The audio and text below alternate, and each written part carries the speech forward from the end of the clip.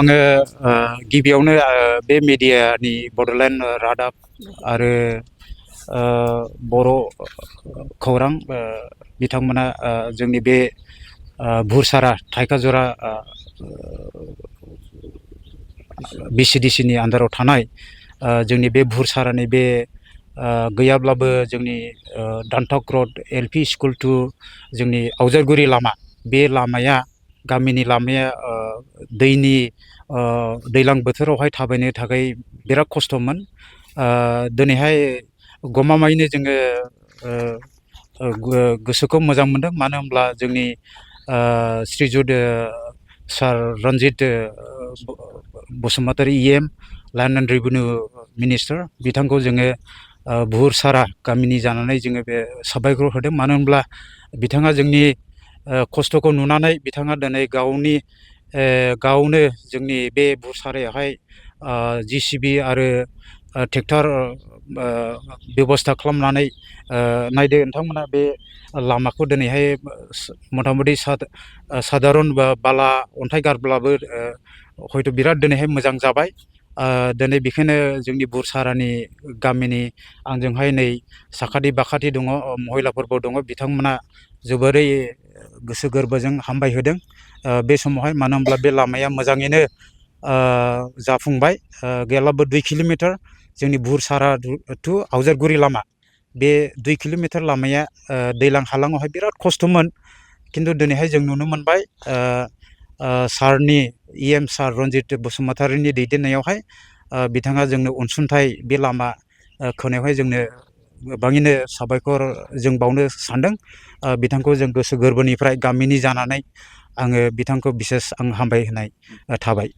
EM सार बिथांखौ नोंथांमोना गोबां बाख्नायबाय थारैनो नोंथांमोना BTC बिसायख'थियाव EM रन्जित बसुमतारीखौ बिजाथि महरै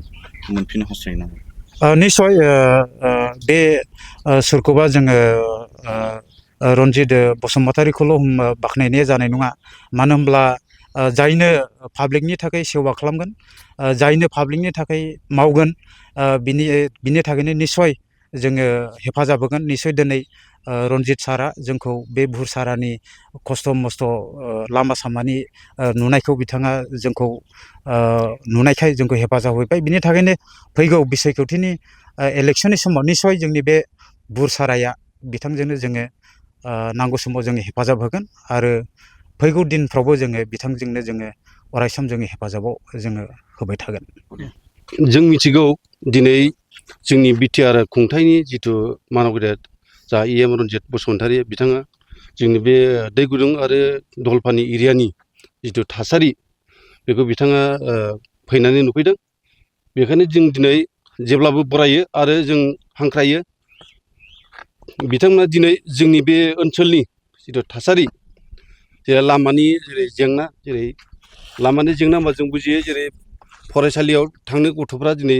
गोबां जेंना दंमोन आरो जों लोमजा साजा जाबा जों एम्बुलेन्स गारि लांनो लाबोनो बिराद जेंना दंमोन आरो जों